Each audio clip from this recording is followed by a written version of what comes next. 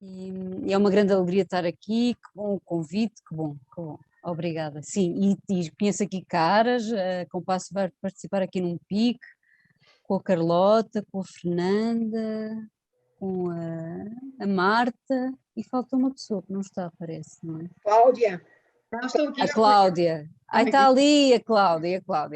Eu estou Olá. toda contente e toda entusiasmada com esse pique. E vamos lá para a frente Vais ter que com explicar o força. que é um pique. Nós também, nós também. Eu é que vou explicar? Não, elas Já é que que vão estás a falar. explicar. Não vou. Agora vou passar para o Porto Compassivo. Boa. Pronto, então vou apresentar aqui o projeto com muita alegria e também dizer-vos já que vou ter que sair mais cedo e pedir desculpa por isso, porque tenho um workshop hoje na União de Freguesias, de Aldoar, no Vigil de Foz do Douro, às 7 e é presencial, que é ótimo, e por isso tenho que sair mais cedo. Deixa-me lá compartilhar aqui a tela. Vão a ver, não é, Filipe? Sim, estamos a ver. Sim. Então, só dizer-vos que a Compasso é uma associação ainda muito bebê, eu sou a presidente desta associação, da direção, e fundou-se em junho de 2019, estamos a fazer agora 2 anos, e a nossa missão é colocar a compaixão no centro das relações humanas, com foco nas pessoas em situação de fragilidade relacionada com a saúde e ao isolamento social, promovendo a ética do cuidar como um compromisso fundamental da sociedade. É assim a nossa missão. No fundo, queremos trabalhar no cuidar, na doença, no envelhecimento, no tema da morte e do luto, tendo por base a compaixão. E queremos trabalhar nestes 4 eixos: numa sensibilização, numa capacitação, a ativação e dinamização de redes comunitárias de cuidado e a dinamização de grupos de partilha. Isto é a Compasso, com os seus 2 anos de vida e o que nós queremos fazer. Então, o nosso primeiro projeto, que foi e ainda é o Porto Compassivo, que começou em janeiro de 2020 e foi um projeto que resultou de um concurso lançado pela Associação Portuguesa de Cuidados Paliativos e financiado pela Fundação La Caixa. Esse financiamento terminou agora em maio de 2021, portanto tivemos estes 17 meses de projeto financiado, e foi muito bom e permitiu-nos ter aqui as bases para continuar. Então o projeto chama-se Porto Compassivo, uma comunidade que cuida até ao fim.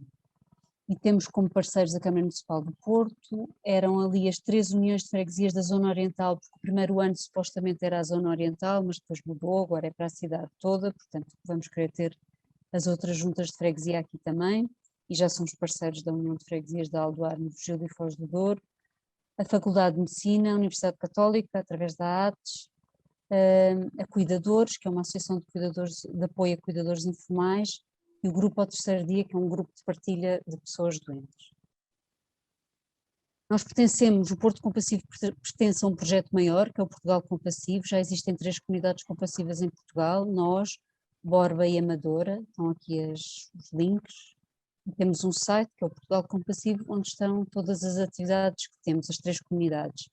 E sabemos que mais vão surgir, estão cada vez a surgir mais, Cascais Compassivo, Gaia Compassiva, Braga Compassiva, vêm aí muitas mais. Esta questão das coisas terem passado todas a ser online fez com que o contacto com as comunidades compassivas fosse cada vez maior.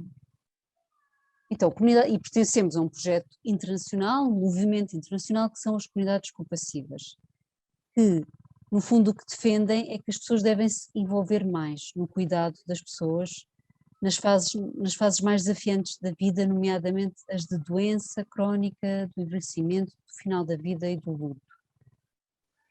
O que as comunidades compassivas dizem é que existe uma rede social e uma rede de cuidados de saúde mais ou menos bem, e que a rede, o tripé, o que falta trabalhar muito neste momento é a rede comunitária, de as pessoas voltarem-se a envolver no cuidado das pessoas da sua comunidade,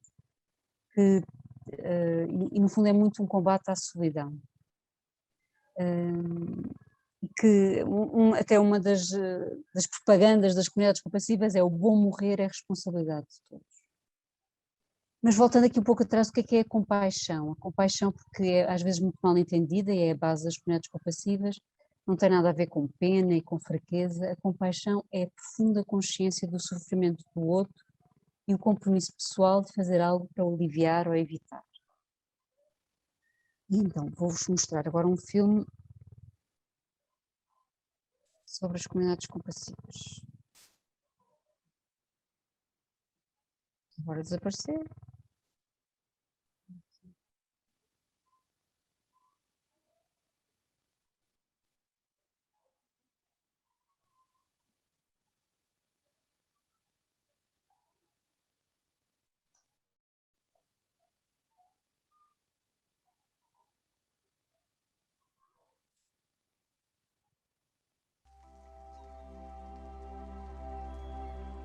Alguma vez te contaram que noutros tempos as pessoas se conheciam umas às outras no lugar onde viviam?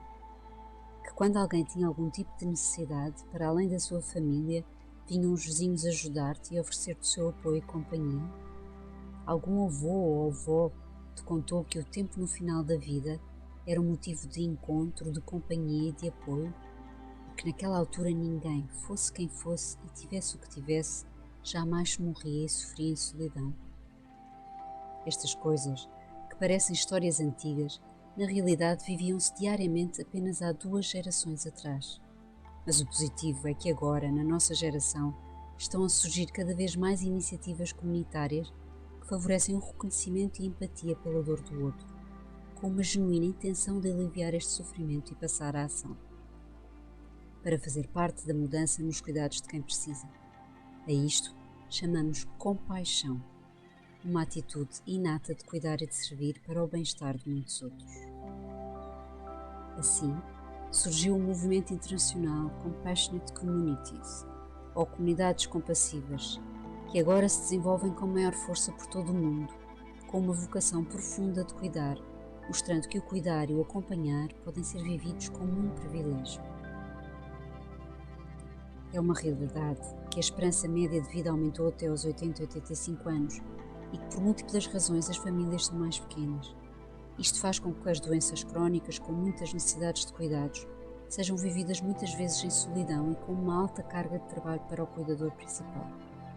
Portanto, é cada vez mais necessário que, para além dos sistemas de saúde e sociais disponíveis, se fomente um movimento de atenção integral que implica a comunidade como outro sistema de cuidado.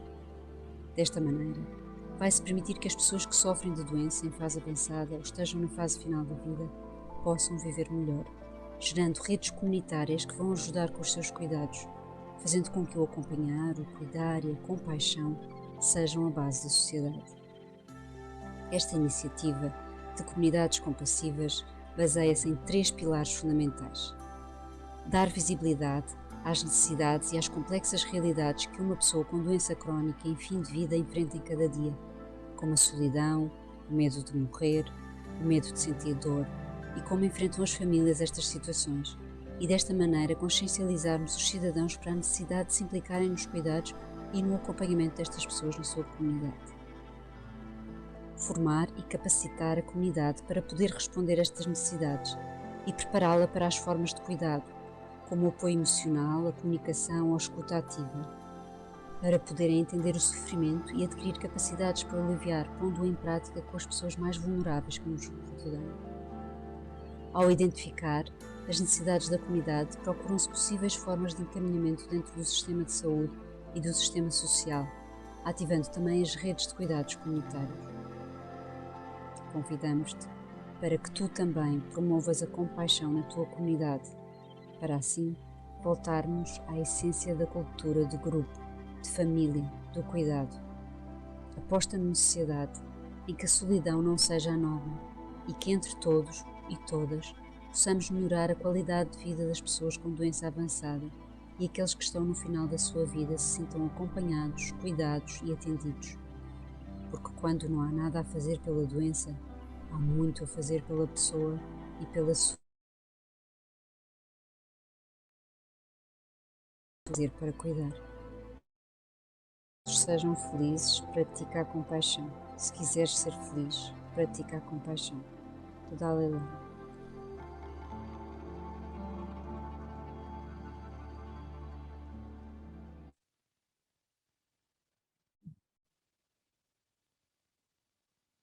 Então, passando aqui ao projeto Porto Compassivo.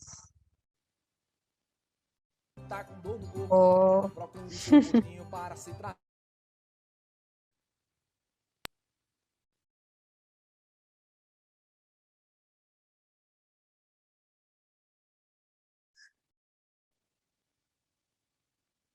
Estava a ouvir uma música, vocês não?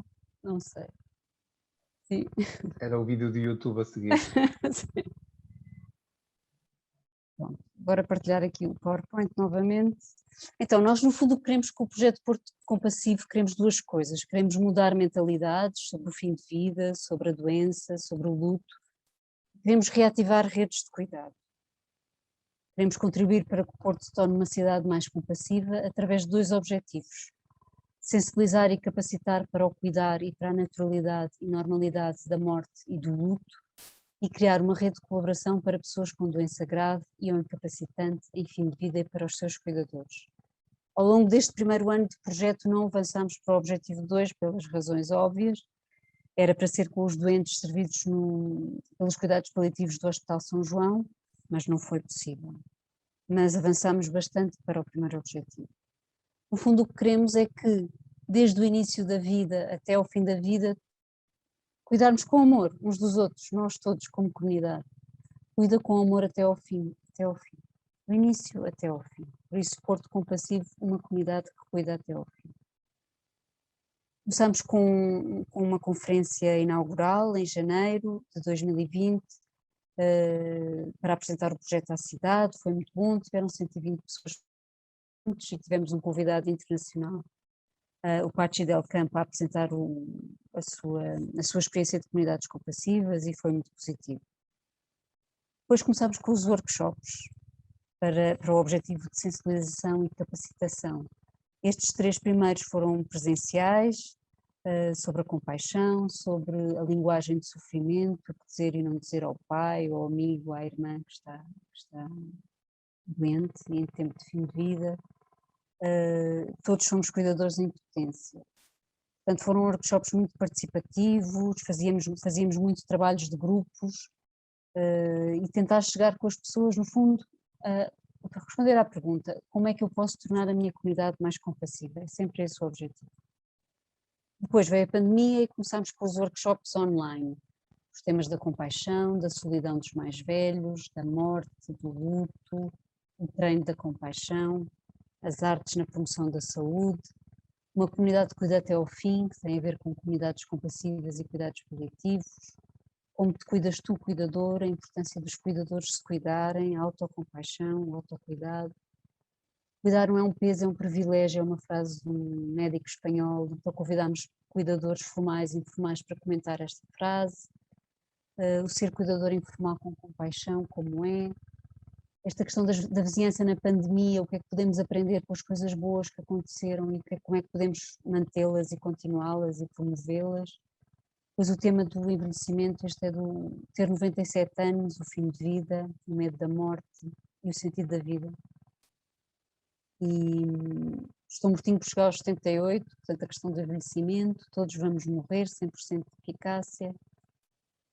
Ali aquele da prima, novamente a questão da linguagem mais compassiva, a questão da demência, que é muito procurada. O que é que aprendeste com a vivência da doença? Convidamos pessoas com vivência de doença a dizerem o que é que aprenderam, para nós todos aprendermos como comunidade, porque as pessoas doentes não são vistas apenas como recipientes de cuidado, mas como integrantes plenos da comunidade e com muito a dizer pela sua experiência. A questão da liderança compassiva, quando estiver a morrer, o que será importante para mim, a questão da espiritualidade, o que é isso. Também quebrar mitos sobre a deficiência intelectual para comunidades mais compassivas e a questão do luto. O luto é coisa com pena. Dizer-vos que hoje, então aqui na União de Freguesias vai acontecer este presencial, uma terceira edição deste workshop, que é através de um jogo de cartas. Tem 36 cartas e vamos pensar quais são as 10 mais, neste momento da minha vida, que não estou a morrer, mas o que é que eu acho que quando estiver a morrer vai ser mais importante daquelas 36. E vamos a conversa à volta disso, acho que vai ser muito bom. E depois no dia 22 temos um online, agora vamos começar a tentar fazer um presencial, e é uma terceira edição também deste da demência, que é muito bom. Depois a seguir vão ser estes dois, novamente, edições destes, do Luta é Coisa com Penas e Estou Mortinho por chegar aos 78. Portanto, volto a dizer que, no fundo, o que queremos com estes workshops é sensibilizar as pessoas para o cuidado, para a compaixão, para pensarem, para refletirem e para chegarmos a conclusões em conjunto de como tornar a minha comunidade mais compassiva. As pessoas respondem a estas coisas, a esta pergunta, aqui os post-its, estão aqui várias coisas, ser voluntário, escutar, estar disponível, mostrar vulnerabilidade, aceitar o sofrimento, falam muito dos vizinhos, do cumprimentar os outros, saber o nome dos vizinhos, aceitar o sofrimento, finalizar pessoas sozinhas. Pronto, os nossos workshops, fizemos 48 até agora, tivemos 2.000 pessoas presentes e realmente são temas muito procurados, que acho que demonstra que as pessoas querem falar sobre estes temas, que são temas tabu, e foram muito bem aceitos e foram muito significativas também a participação. É engraçado porque o nosso objetivo não era chegar aos profissionais de saúde e vieram muitos profissionais de saúde, o que também faz pensar. As pessoas respondem nas avaliações, nos questionários de satisfação dos workshops, as pessoas respondem várias coisas, o que é que aprendem, o que é que levam para a sua vida diária. Cuidar de mim, a importância do silêncio, tentar falar da morte de uma forma natural, o testemunho das pessoas doentes, atenção na comunicação, agradecer cada dia. Tem sido muito importante, eu acho. Também fazemos Dead Cafés, que é um movimento internacional que tenta combater este tabu da morte. Aqui não há um objetivo nenhum a chegar, não há oradores, não se quer chegar a lado nenhum. Vai haver um próximo presencial também, no sábado, à tarde, no Jardim da Casa das Artes. E o objetivo é mesmo fazer uma roda de conversa à volta da morte. Há morte, há café, há bolo, há chá, e conversamos sobre esse assunto, da forma como aquelas pessoas que estiverem ali quiserem conversar, e é muito positivo.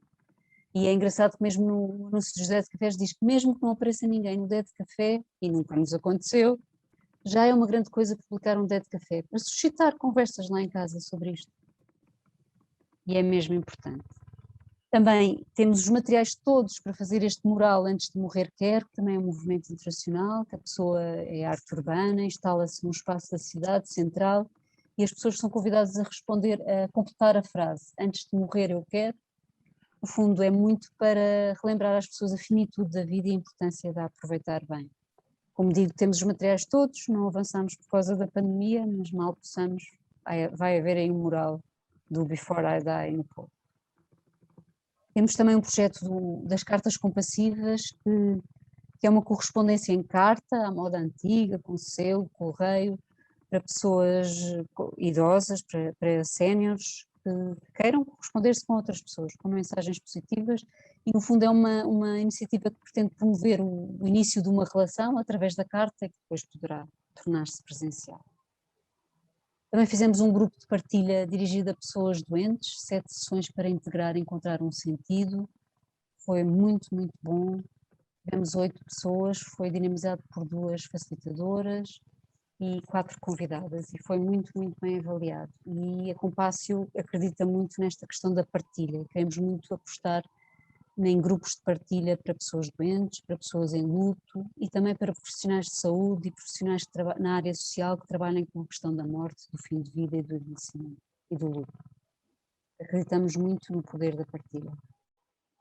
Então a segunda parte do projeto, que era os vizinhos compassivos, que não avançamos, mas vamos conseguir avançar, mal possamos.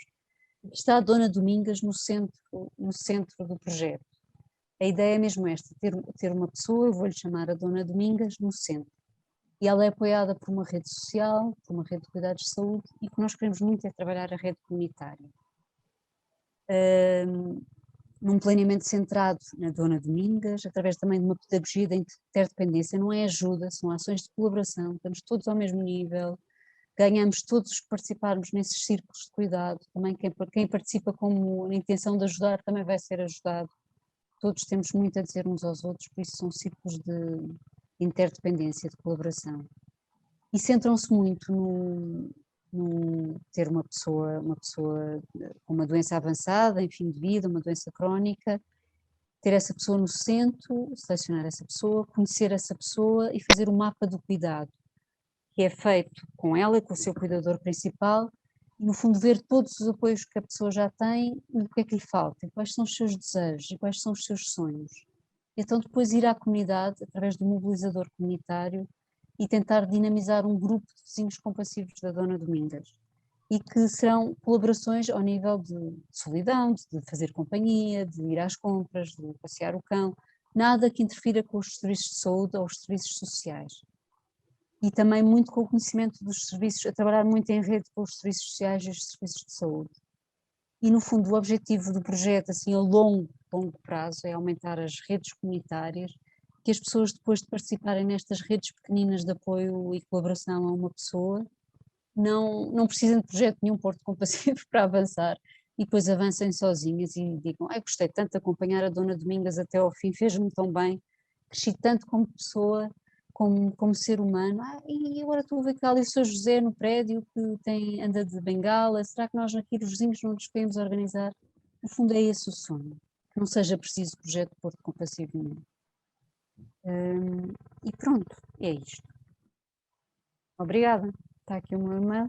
Se quiserem falar comigo, muito obrigada. Obrigado, Mariana. Boa, muito obrigado. É isso mesmo, se quiserem, Mariana deixou ali o contacto, depois se quiseres pôr no bate-papo, só para, uma vez que depois também vais ter que sair e podes já não estar na fase do debate. Ok, obrigada. Deixa, por favor, no bate-papo o teu contacto. Muito obrigado por esta partilha. E é isso. Obrigado por estares aqui. Passo a palavra já à Dina Soeiro, da Escola Superior de Educação de Coimbra, que nos vai falar de um outro projeto, Letras para a Vida. Dina. Obrigada Filipe por este simpático convite. É um gosto enorme estar aqui hoje. É um privilégio estar aqui convosco, tão bem acompanhada com estes projetos que eu já conheço.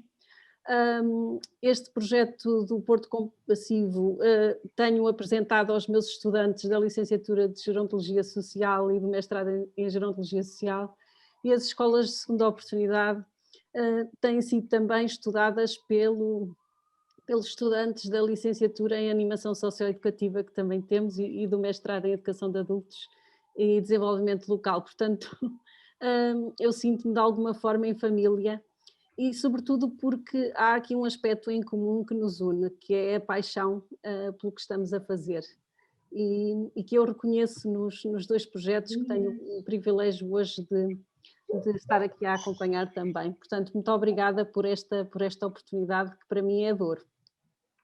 E se me permitem, eu ia compartilhar a minha tela e sem ser... Esperemos que corra bem.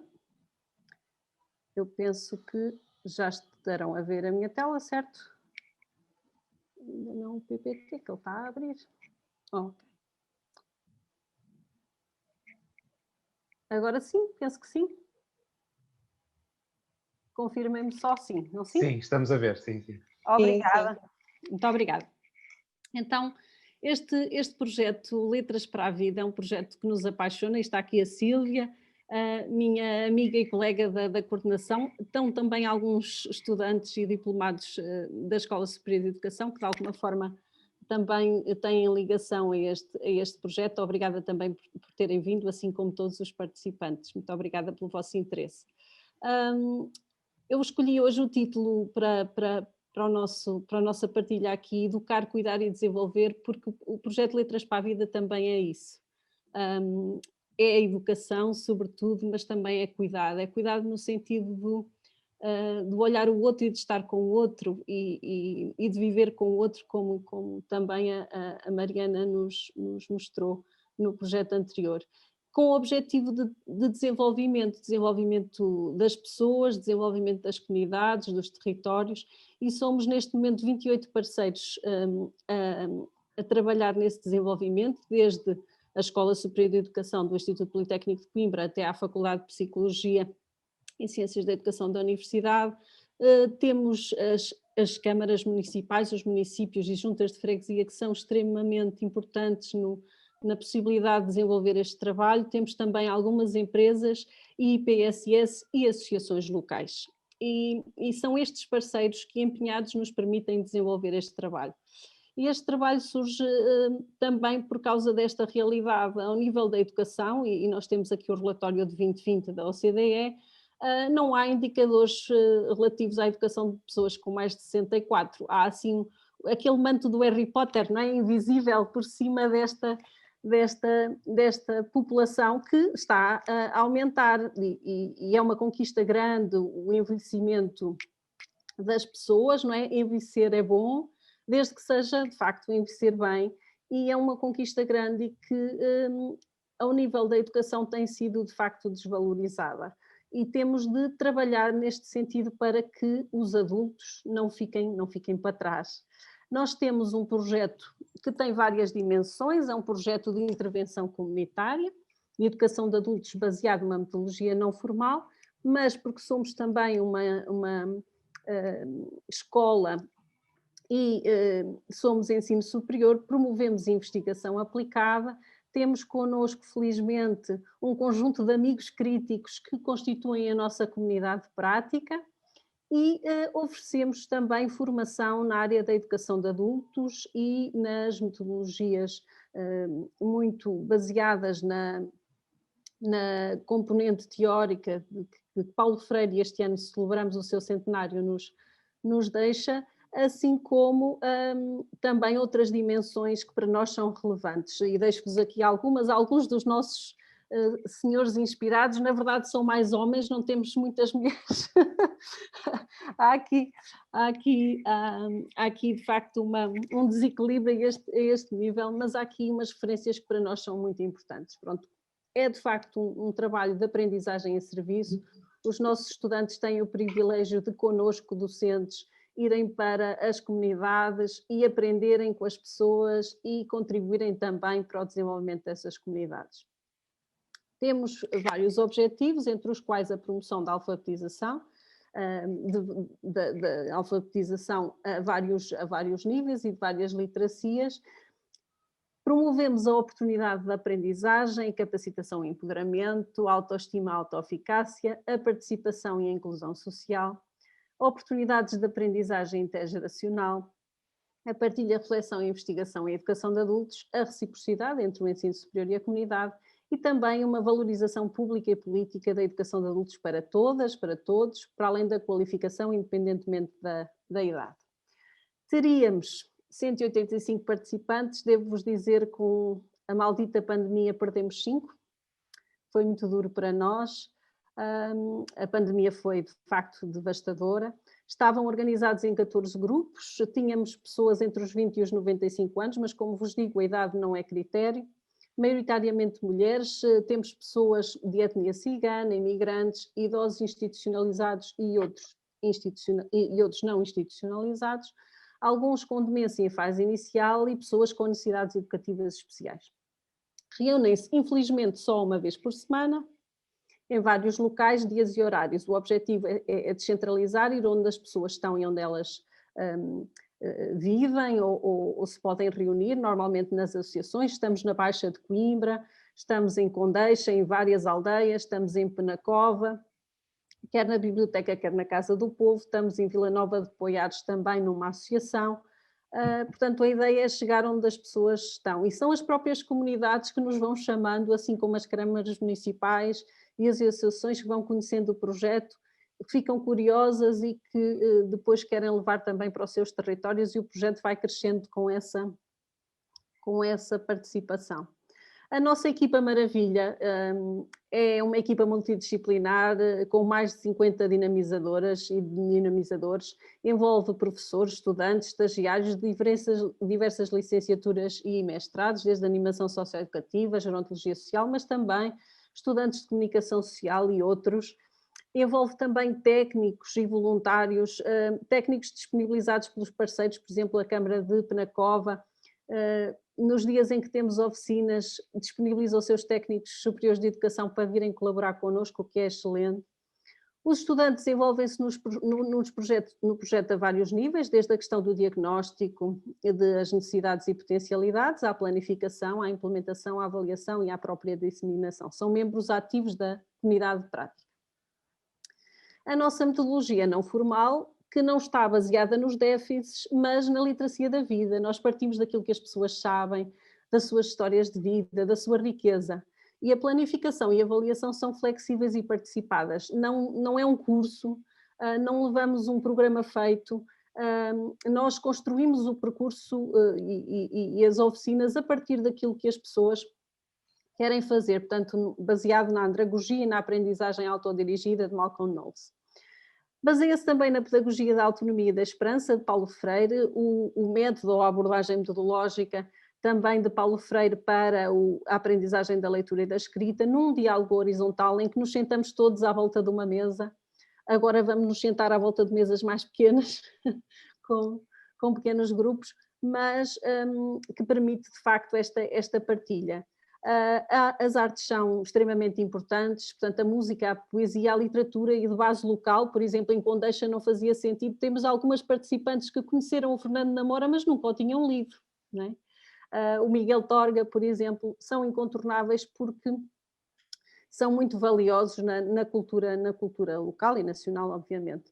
A tecnologia também está sempre presente, até porque muitas vezes é facilitadora. Pessoas que me dizem, Dina, é mais fácil pegar numa enxada do que num lápis. Já não têm motricidade fina que lhes permita escrever com um lápis ou com uma esferográfica. Mas com o teclado do computador conseguem, portanto, muitas vezes a tecnologia também auxilia-nos nessa dimensão, mas é sobretudo a alfabetização com o coração. Os afetos estão dentro do nosso projeto, estão no coração do nosso projeto e isso é extremamente relevante. A nossa equipa Maravilha é também maravilhosa por isso, porque é de uma generosidade, uma entrega fantástica. Temos algumas atividades, e eu só vos trouxe algumas, desde uma criação de uma biblioteca por oficina. Há pessoas que nunca tinham pegado num livro. Houve um senhor que, sendo pastor, vinha muito lavadinho para a oficina, como é óbvio, mas fez questão de lavar as mãos antes de pegar num livro, porque para ele um livro é um objeto de luxo. Não é? Nós que somos privilegiados e que temos livros em casa, que sempre fomos utilizadores de bibliotecas públicas, não temos noção do quão é privilegiado ter acesso a estes recursos culturais. A visita à biblioteca municipal para que eles possam perceber que aquele espaço também é deles, também é para eles. A museus, etc. Até à praia. Temos pessoas que vivem em Poiares e que nunca tinham visto o mar. Portanto, a pouquíssimos quilómetros do mar nunca tinham visto o mar. Isto parece tão estranho, mas é verdade. Também temos um projeto que é o Leva-me Só Teu, é a oferta troca de livros, pessoas que nos doam livros e os livros são deixados livres para quem quiser levá-los para casa, partilhá-los, lê-los com os netos.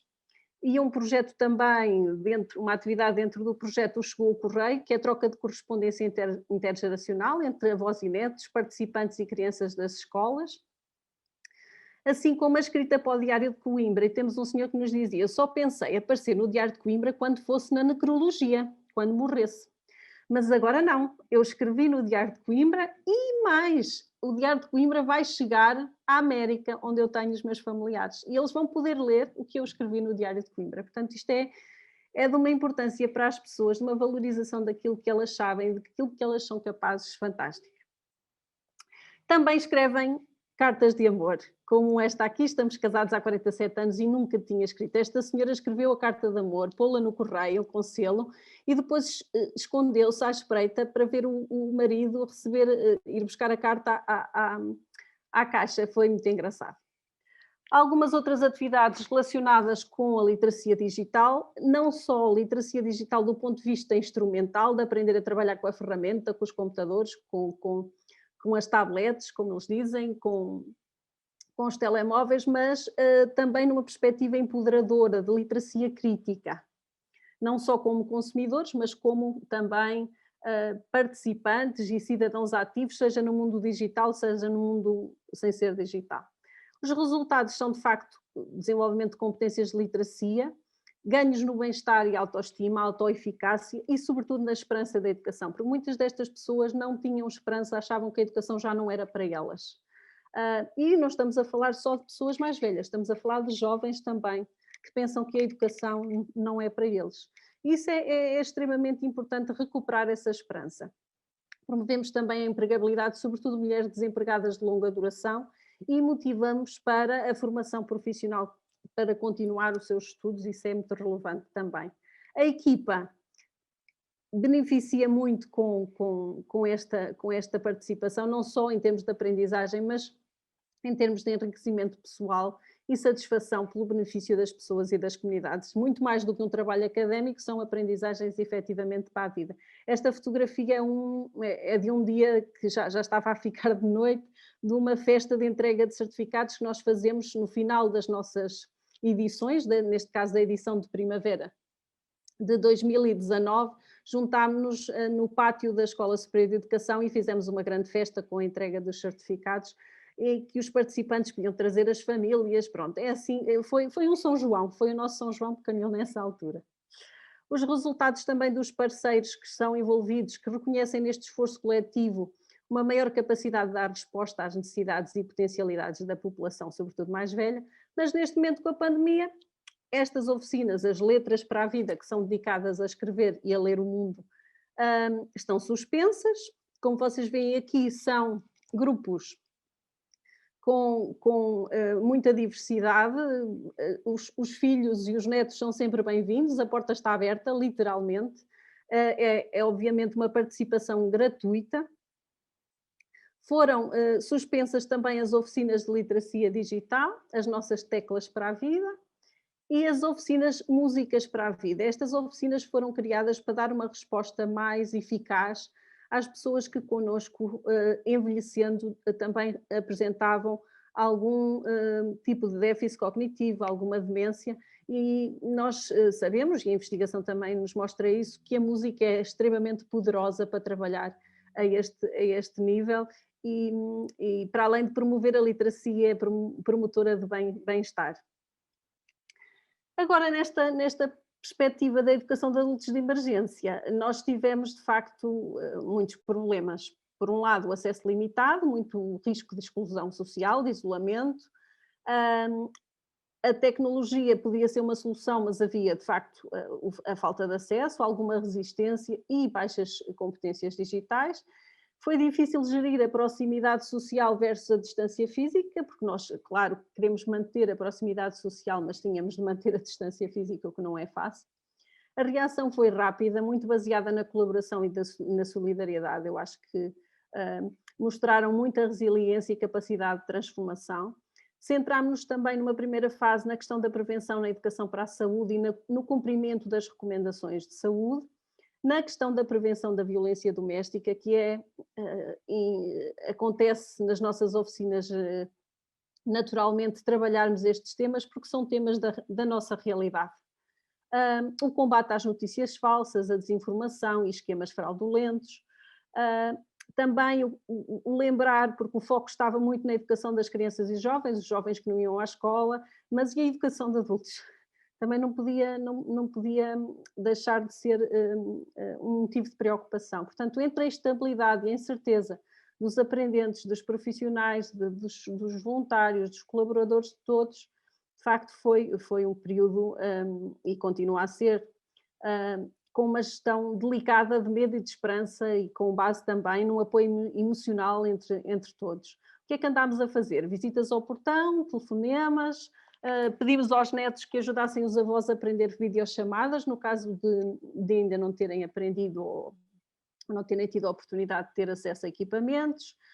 Andámos a promover literacia digital crítica nos grupos que já tínhamos, nas oficinas Teclas para a Vida, tínhamos grupos já nas redes sociais e tentámos interagir na medida do possível. Às vezes a interação do outro lado era simplesmente pôr um gosto, mas já ficávamos felizes, significa que as pessoas de alguma forma estavam a acompanhar.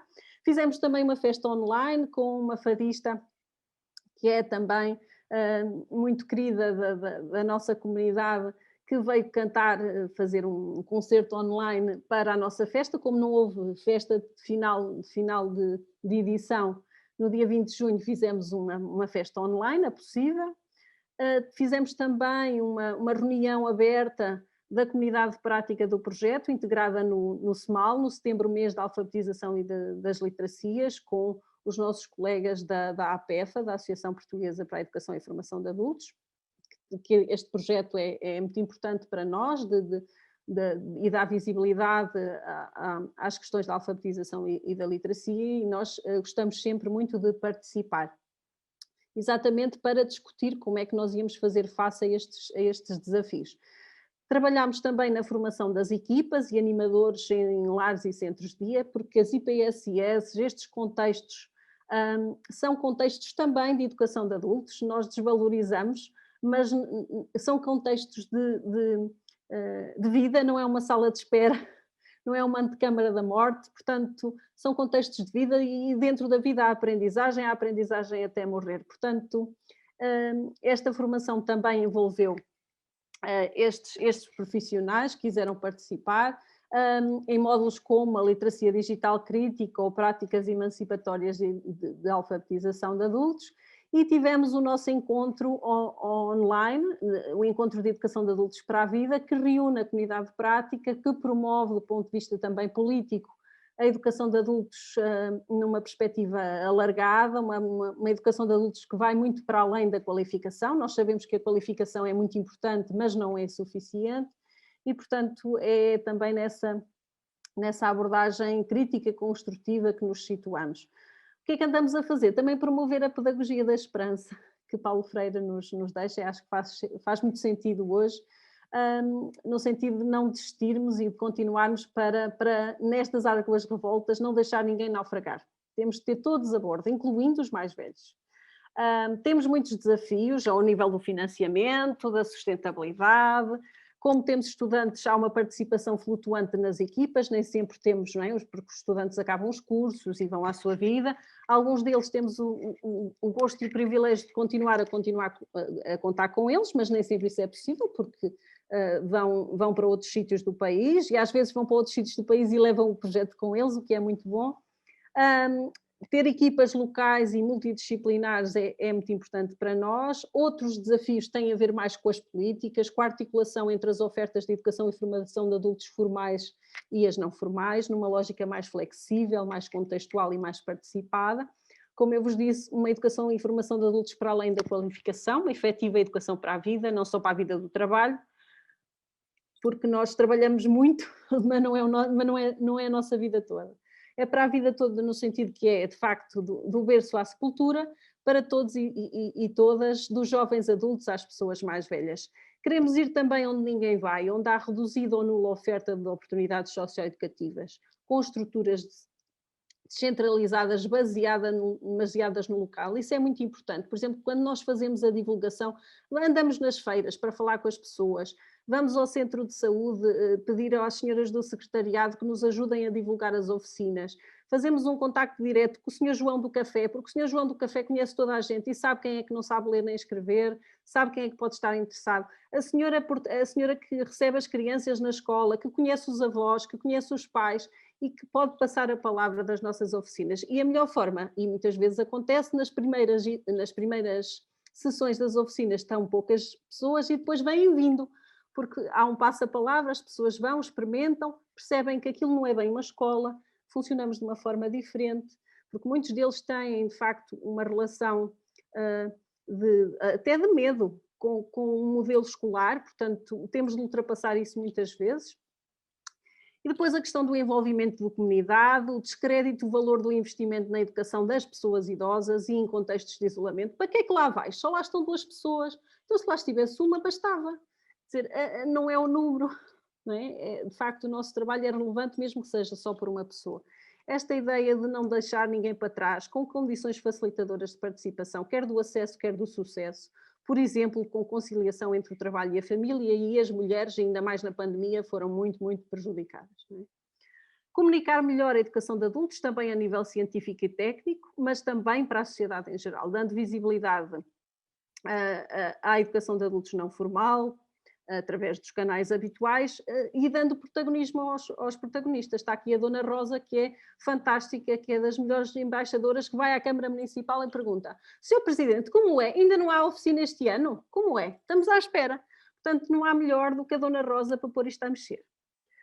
Temos aqui também a Dona Maria. A Dona Maria disse uma coisa muito importante e que me marcou profundamente. E ela disse isto e pronto, eu convido-vos também a refletir sobre esta frase. Estão à espera que os analfabetos morram? Ao menos façam da escola primária, que na terra dela está fechada e, como ela diz, está entregue aos ratos, seja uma casa mortuária, porque nós estamos de facto a morrer, não temos casa mortuária, então a escola que está fechada transforma-se numa casa mortuária.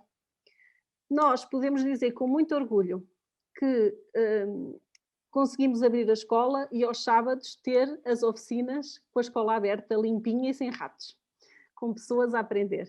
Este foi um orgulho, agora vamos ver se conseguimos voltar. Também a participação naquilo que foi a construção do Plano Nacional para a Literacia de Adultos em Portugal, estamos à espera dele, já o pedi e peço muitas vezes ao Sr. Secretário de Estado, com quem eu estou em alguns webinars ultimamente, queremos muito que ele seja uma realidade, está previsto no plano de resiliência, mas levou um corte entre a discussão pública e depois o que foi aprovado no final levou um corte valente. Vamos ver o que é que vai dar. Eu, apesar de tudo, espero que seja uma realidade. Nós conseguimos envolver mais de 200 pessoas e entidades. Há muita gente à espera, muita gente mobilizada para poder trabalhar as questões da literacia em Portugal, e todos somos poucos, que é um problema de todos, é um problema social. É de facto o poder e a alegria de aprender, como se diz no Manifesto para a Aprendizagem de Adultos no século XXI da Associação Europeia de Educação de Adultos. A educação de adultos pode contribuir para mudar vidas, transformar sociedades, é um direito humano, um bem comum e um bem público, Portanto, muito obrigada, façam parte da nossa comunidade prática, sejam nossos amigos críticos e aguardo as vossas questões e os vossos comentários. Muito obrigada, é um gosto estar aqui hoje. Obrigado, Dina. Muito obrigado por esta partilha e por este repto também no final, não é? De olhar para a educação de adultos como um bem público. Não é só um direito, é mesmo um bem público que é de todos. Obrigada. Obrigado mesmo por esta partilha, obrigado por estar aqui. E acho que não há melhor forma de dar continuidade a este pensamento do que passar aqui para o Luís Mesquita e para a Associação Nacional de Educação de Segunda Oportunidade. Eu já estou a misturar as coisas, Luís, não é? A Associação de Promoção da Educação de Segunda Oportunidade, que está aqui ligada a uma iniciativa de que vais falar de certeza, que é a Rede Nacional, não é? Mas passo-te a palavra. Estás sem som? Agora sim. Agora com som. Muito obrigado pelo convite. Prazer também estar aqui com todos. Também cumprimentar a Dina Soeiro e a Mariana, não é isso? Que eu não conhecia, mas já tinha ouvido falar deste projeto. E dizer também que um agradecimento particular ao Filipe Martins, que é um companheiro de muitos anos, também tem colaborado connosco de variadas maneiras. E dizer que me sinto também muito no mesmo barco, porque estamos a falar sim, de diferentes idades e diferentes contextos, mas basicamente acho que são projetos que perseguem o mesmo tipo de objetivos e de missões. Em relação a nós, portanto, há esta coisa da segunda oportunidade. Então, eu fiz aqui uma apresentação que não tem a qualidade dos meus colegas de painel. Peço desculpa já em antecipação. Mas, de qualquer das formas, pelo menos tenho umas figurinhas, dá para perceber mais ou menos algumas coisas do que é este trabalho. Não sei se conseguem ver. Sim, Luís, conseguimos. Ok. Então, quando o Filipe me falou, portanto, um pouco para... aceitamos o desafio de pensar também a nossa experiência, digamos, no contexto deste espaço de formação e das questões com que refletem, E, portanto, eu diria que aqui o exercício seria pensar a Escola de Segunda Oportunidade, não só de Matosinhos, porque, enfim, nesta altura existem várias experiências no país, mas pensar esta dimensão comunitária desta nova resposta, portanto, das escolas de segunda oportunidade. Também neste quadro de que são iniciativas, enfim, e no caso a nossa iniciativa, que participaram claramente na fundação de uma nova política pública e de um sistema de respostas para a redução do abandono precoce. Esta é uma imagem do nosso espetáculo deste ano, que foi uma experiência fantástica. Terminou agora no dia 11, foi uma semana inteira, 18 apresentações, portanto fizemos 18 apresentações públicas deste espetáculo, um espetáculo em que participaram muitos jovens da escola e também técnicos, profissionais e voluntários, e que foi visitado por cerca de 200 pessoas. Então, falar a segunda oportunidade nasce há 25 anos na Europa para responder a um problema sério na época e que continua, embora tendo diminuído de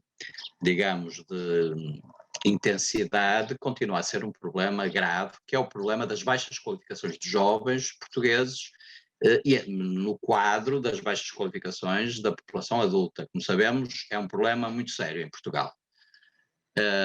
Portanto, trabalhamos com o indicador chamado abandono precoce da educação-formação, que são os jovens que até aos 18 anos se retiram, peço desculpa, que dos 18 aos 24 anos se retiram do sistema de educação-formação sem terem completado o ensino secundário. Como sabemos, penso que sabem que esse número tem vindo a baixar muito, e nesta altura estamos claramente abaixo da meta que tinha sido definida para 2020. Nós temos alguma distância em relação à efetividade dessa informação. Pensamos que o número não representa o número que tem vindo a ser anunciado e, portanto, que é devolvido pelo inquérito ao emprego, não representa completamente o problema do abandono em Portugal. E isso até porque, se virem o outro quadro que aqui temos, que tem a ver com a percentagem entre os 25 e os 34 anos, em Portugal, 2017, este número tem evoluído pouco, o que são números da OCDE, Portugal está claramente no fim da tabela europeia, com níveis, continua a ter níveis de 30% a 40%. Portanto, entre os 25 e os 34 anos, a população portuguesa continua com níveis de 30% a 40% de abandono, portanto, de não conclusão do ensino secundário. E, portanto, continuamos a afirmar que a redução do abandono precoce é uma causa nacional. Dois outros indicadores que agravam, digamos, este problema social, que têm a ver com o desemprego jovem, que em Portugal é dos mais altos, portanto, da União Europeia, cerca de 20%. E, como veem na tabela, e também a questão da pobreza juvenil, ou do risco de pobreza, que também é muito elevado em Portugal, e, portanto, Portugal está acima da média europeia, e, portanto, estes dois indicadores, pobreza juvenil e desemprego juvenil, agravam e representam também as consequências, no fundo, destas baixas qualificações da população jovem, dos jovens portugueses. Portanto, nós procuramos responder a este problema do abandono precoce da educação-formação. Hoje existe até vou falar disso mais daqui a pouquinho, vou falar disso agora, aqui neste slide. Mas temos qualquer enquadramento legal, que foi uma coisa recente, portanto, que até agora não existia, que, digamos, nos obriga, num certo sentido, nos obriga a atender jovens em abandono, portanto, que é um enquadramento que, digamos, responsabiliza a segunda oportunidade pelo atendimento dos jovens em abandono pelo menos há um ano da educação-formação. As escolas de segunda oportunidade, na verdade, cada vez menos atendem só, esta frase é muito esquisita, portanto vou reformular. O que eu quero dizer é que nós não atendemos só jovens em abandono, embora esse seja o nosso público privilegiado. E o futuro, pelo menos a forma como eu penso, o futuro das escolas de segunda oportunidade, penso que elas tenderão a ser escolas, digamos, que misturarão públicos. Claramente o público do abandono será um público prioritário, mas poderemos ter, evidentemente, a participação de outros públicos. Então, a primeira questão que queria aqui colocar, e penso que vem ao encontro de das vossas questões, das questões que abordam na vossa pós-graduação, é esta ideia de que a Escola de Segunda Oportunidade de Matosinhos, porque foi de facto a primeira iniciativa no país, portanto em 2008, foi uma iniciativa social, portanto foi uma iniciativa que nasceu, digamos, de um conjunto de profissionais, enfim, que se juntaram para responder a um problema que identificaram, portanto, este problema de jovens que abandonavam a escola e que não se sabia bem o que é que se passava com eles, mas havia esta consciência de que havia algo a fazer, que a escola tinha uma responsabilidade. E, portanto, essa iniciativa encontrou condições, portanto, foi reunindo as condições para poder concretizar-se. Ela não aconteceu imediatamente, portanto, a nossa associação foi criada, a Associação para a Educação de Segunda Oportunidade, foi criada em 2005 e a escola só teve condições de abrir em 2008, o que significa que foram mais de 3 anos enfim, de combate, de luta, de explicação, de encontrar realmente as condições e os parceiros que pudessem viabilizar a concretização desta ideia. E, portanto, a pouco e pouco, a partir do momento em que abrimos, em 2008, esta iniciativa foi juntando forças, evidentemente, e a pouco e pouco foi também percebendo que a sua viabilidade passava pela existência de uma política pública, claramente. Portanto, sem um enquadramento legal público, dificilmente uma resposta deste tipo seria sustentável no longo prazo. E, portanto, e foi nesse sentido que trabalhamos ao longo dos anos para, enfim, promover a necessidade dessa política pública e também de um sistema nacional de respostas, de outras respostas a nível nacional, que se articulassem num sistema nacional de base comunitária, no sentido em que cada uma dessas respostas está fundada nas condições locais que se conseguem reunir para que aconteça. E, portanto, hoje, desde 2019, nós podemos dizer que esta iniciativa social de base acabou por fundar uma política pública e um sistema nacional o que não é muito habitual, porque nós estamos mais habituados a políticas que têm origem no centro, origem no topo, a origem na produção legislativa e não tanto na iniciativa social de base comunitária. Portanto, já falei disso, em 2019 foi publicado este despacho, é ainda um enquadramento legal muito embrionário. Nós temos dialogado com o Governo e especialmente com o Sr. Secretário de Estado, Dr. João Costa, no sentido do aprofundamento deste programa, que ele próprio criou, o programa 2O, Segunda Oportunidade, porque há muitos problemas que agora, que não somos já apenas uma escola, portanto, nesta altura existem 5 escolas no país, e em setembro seremos 8, portanto temos de facto um sistema nacional que funciona e que todos os dias se confronta com problemas muito sérios enfim, de adaptação e digamos, de funcionamento, porque tem que se configurar de acordo com os enquadramentos que estão disponíveis, designadamente na educação regular. Depois, portanto, como eu digo, uma política pública que nós esperamos que se desenvolva para o futuro, uma rede nacional, portanto, um conjunto de escolas que se foram criando e que se foram articulando entre si e que finalmente deram origem a uma organização, a uma rede nacional que está neste momento num processo de legalização, que se chama E2O Portugal, portanto, a Rede Nacional de Iniciativas de Escolas de Segunda Oportunidade, que tem cerca de 40 e tal membros, 45 membros, não só escolas de segunda oportunidade, mas todo o tipo de instituições que participam neste esforço de aumento das qualificações dos jovens e também a inscrição internacional e transnacional deste trabalho, quer no âmbito da rede europeia, quer no âmbito da rede do Mediterrâneo, portanto são as duas plataformas transnacionais em que participamos.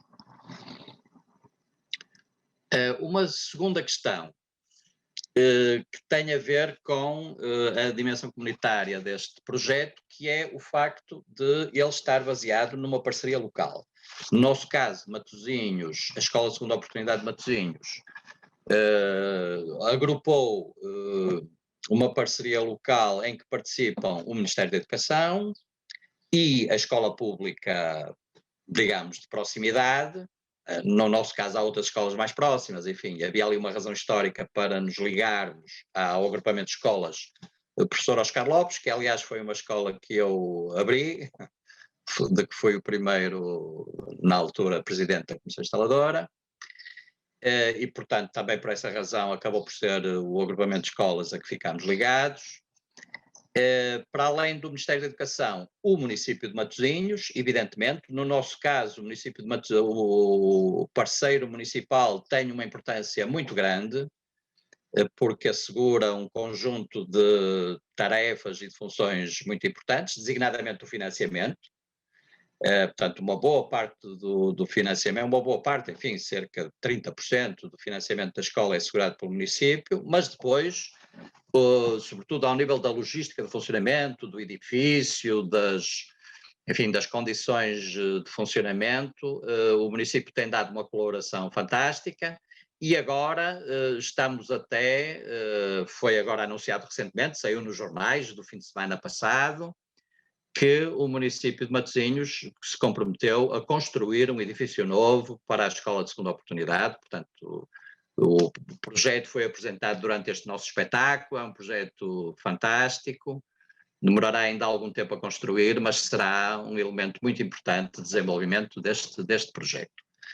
Portanto, esta parceria local e a intervenção da escola é apoiada pela rede social local, no sentido em que a nossa intervenção não é apenas uma intervenção dos nossos técnicos, dos nossos profissionais, mas mobiliza os recursos da comunidade no atendimento dos jovens, naquela lógica de que é preciso toda a aldeia para educar uma criança e também na lógica das cidades educadoras, de que, aliás, o município da cidade de Matosinhos é um dos municípios, enfim, mais envolvidos.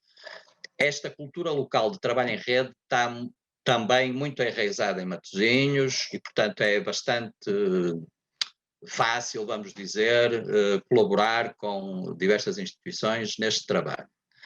Um outro elemento desta dimensão comunitária de intervenção é o facto de muita da intervenção da escola se fazer fora da escola. Portanto, há muito trabalho da escola que se faz nas famílias, nas instituições de enquadramento dos jovens, há muitos jovens que estão institucionalizados, ou que estão acompanhados pelas redes, pelas equipas do rendimento social de inserção, ou pelas EMATs, as equipas da Segurança Social de apoio aos terminais, etc, etc. E, portanto, todos os dias há trabalho a fazer fora da escola. Nós tivemos já algumas vezes equipas de rua, como nós dizemos, apoiadas por diferentes projetos, que vão à casa dos jovens, que falam com as famílias, que visitam as instituições. Nesta altura estamos a participar no projeto Bairros Saudáveis, que está a iniciar agora, que nos vai permitir de novo ter recursos a esse nível. E também a nossa participação, portanto, constante na vida comunitária local, quer na participação nas festas comunitárias e nas feiras. Temos, por exemplo, uma feira, em São Mamede vai passar a existir a feira Segunda Oportunidade, que é uma feira que se realiza no Largo, em frente à escola. Participamos em muitas atividades intergeracionais, dinamizamos muitas atividades intergeracionais com os jardins de infância, com as escolas de primeiro ciclo. Portanto, os nossos jovens, é aliás uma atividade fantástica, os nossos jovens, Segunda Oportunidade, visitam escolas, trabalham com os miúdos, as crianças, e é muito interessante ver o carinho que lhes dedicam e a responsabilidade que sentem e digamos como isso modifica o seu desempenho, ajusta o seu desempenho social. Também com os centros de dia e os lares de séniores. São atividades muito comoventes, porque o que nós costumamos dizer é que o jovem sente-se na linha da vida, ou seja, posiciona-se na linha da vida, entre as crianças que já não são e os idosos que um dia serão. Várias atividades de voluntariado e iniciativas conjuntas com outras instituições. Portanto, é claramente, nós dizemos, um projeto socioeducativo de base comunitária, mas inscrito na rede social local. Um terceiro elemento, que é esta ideia de que a escola é uma comunidade educativa. Portanto, esta imagem de um teatro, nós usamos muito a escola, as atividades da escola realizam-se em diferentes espaços da comunidade. Por exemplo, este ano usamos muito o Teatro Flor de Festa, temos utilizado regularmente, mas ultimamente o Teatro Flor de Festa é não só o nosso lugar, a nossa sala de espetáculos, mas é também o nosso lugar da formação artística, das nossas assembleias de escola, de um conjunto de alguma formação de jovens em diferentes áreas. E quem diz o Teatro Flor de Festa diz diferentes outros espaços comunitários. Mas, portanto, a escola é uma comunidade educativa onde todos, para além das suas funções específicas, quer os profissionais, quer os jovens, participam em plano, digamos, de horizontalidade no funcionamento das várias atividades da escola e nos processos de tomada de decisão.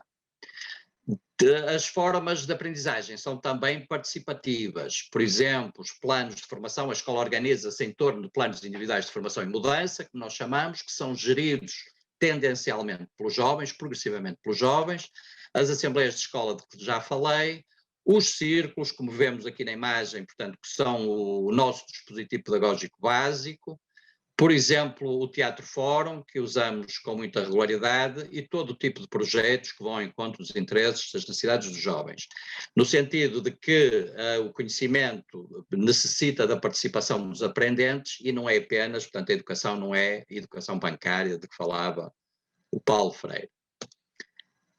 Um sublinhado particular na utilização da arte na Escola Segunda Oportunidade, algumas imagens do nosso espetáculo, e o respectivo cartaz, mas para dizer que continuamos a achar cada vez mais que as artes são um poderoso instrumento de inclusão social, que permite que, digamos, que realiza ou se transforma em impulsos para novos processos de aprendizagem, que está muito, digamos, dentro das estratégias de convivialidade dos jovens, mas não abdica do caráter formativo e educativo da formação, desenvolve habilidades básicas para a vida e tem também um papel muito importante na organização das aprendizagens, promovendo as aprendizagens interdisciplinares. Um slide para mostrar a percepção dos jovens em relação à sua experiência escolar. O Filipe conhecerá, ser-lhe-á familiar, o slide em que participou, portanto é um relatório de avaliação de impacto em que a Universidade Católica também participou. A palavra família é em grande destaque, os jovens falam muito disto, não só porque as experiências familiares para muitos deles não são satisfatórias e encontram na escola digamos, um espaço de vinculação emocional, afetiva muito relevante, mas também porque sentem muito esta ligação e esta este sentido de pertença, portanto, constroem este sentido de pertença naquela comunidade. Um conjunto de fatores de inovação que não vou detalhar, mas que têm vindo a ser identificados em relação à nossa experiência.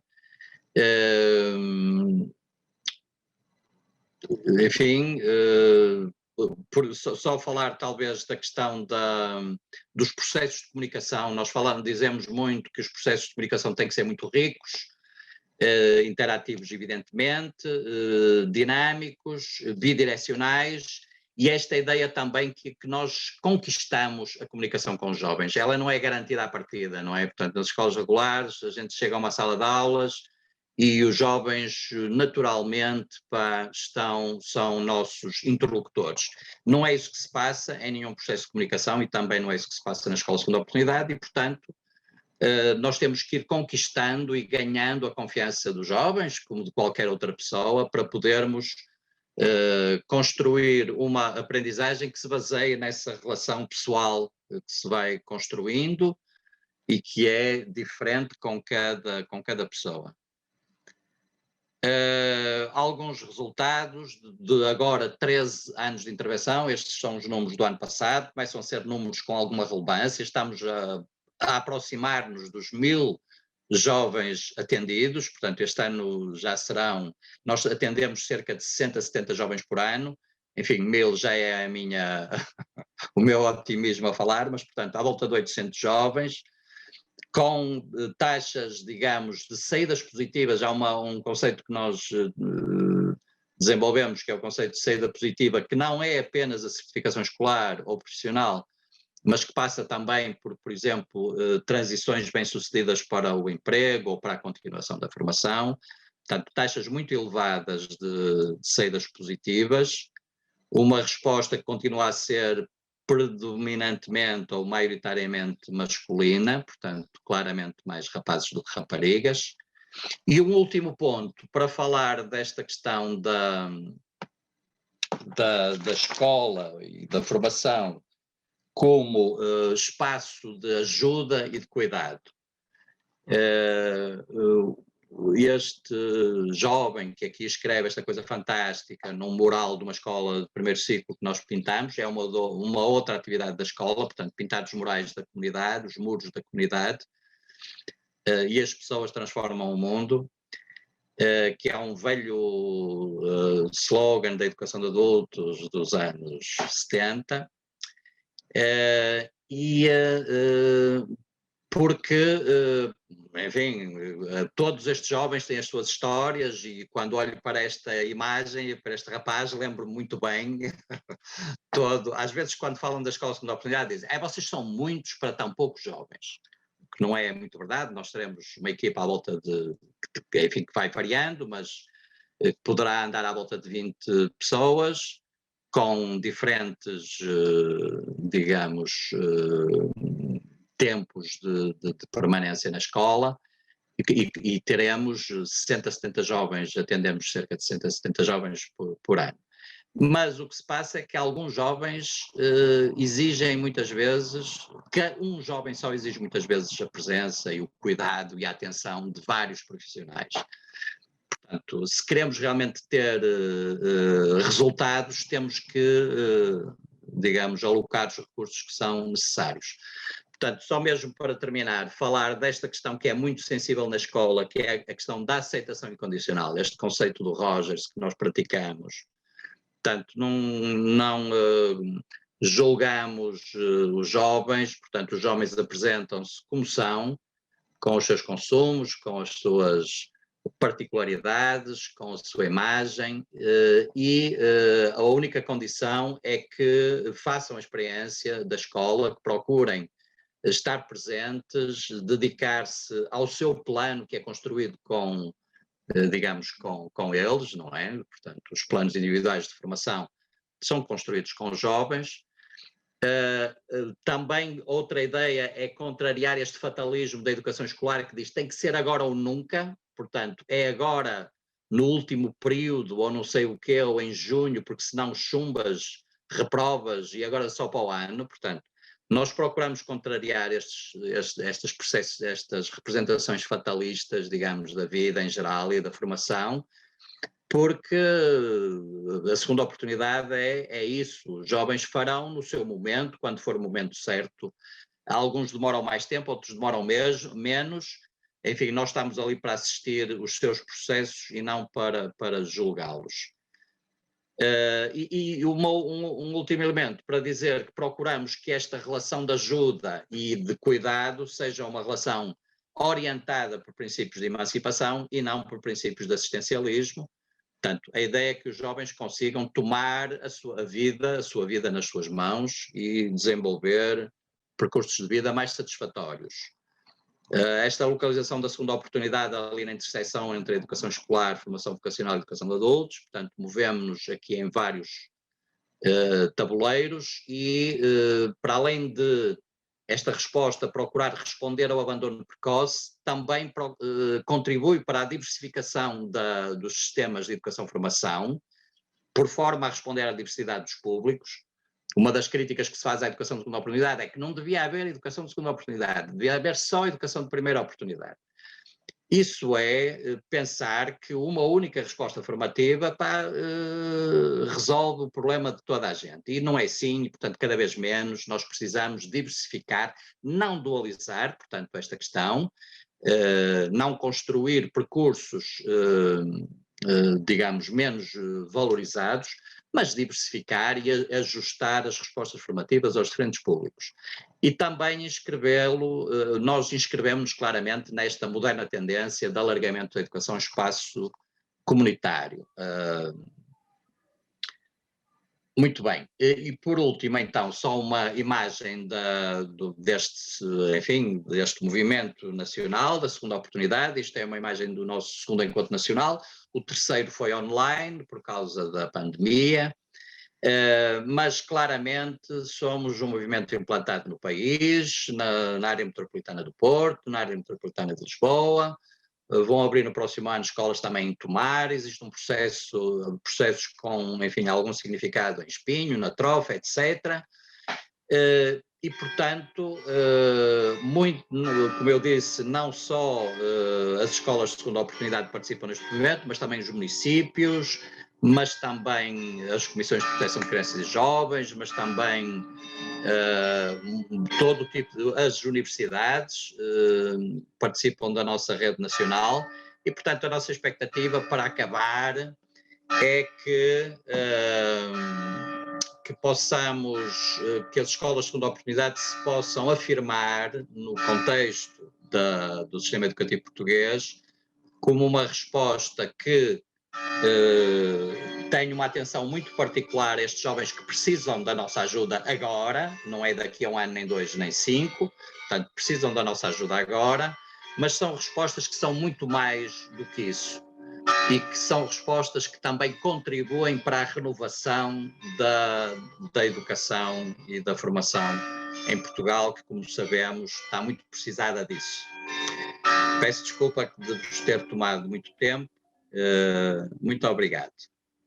Obrigado, Luís. Ouvia-se bem aí o sino do Largo do Telheiro, exatamente, onde tu estás, na escola.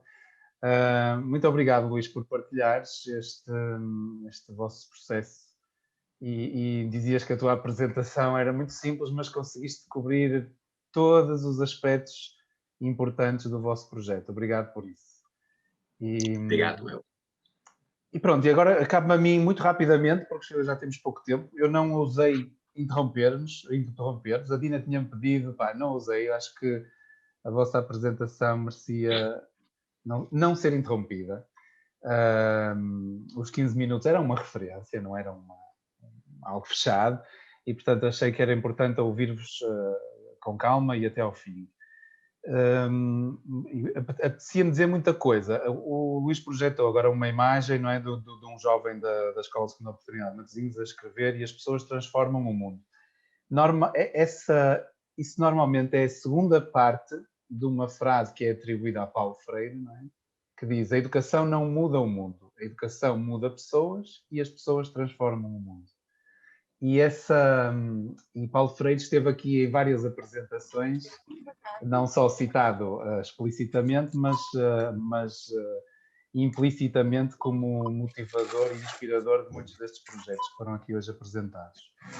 E Paulo Freire também falava de uma coisa que me pareceu que era, talvez seja aqui um denominador comum das 3 apresentações, que é esta ideia da amorosidade na educação. Educação enquanto diálogo e amorosidade.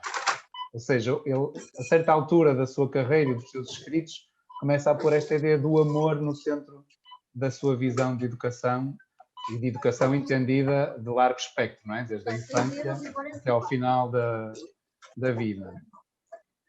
E eu acho que esse foi o denominador comum dos 3 projetos que foram aqui apresentados. O afeto, o amor, o cuidado, não termos pudor de falar de amor quando falamos de educação e de comunidade, porque na verdade é o que está no centro, é o que tem que estar no centro. E os 3 projetos falaram-nos disso de forma muito emocionante também, não é?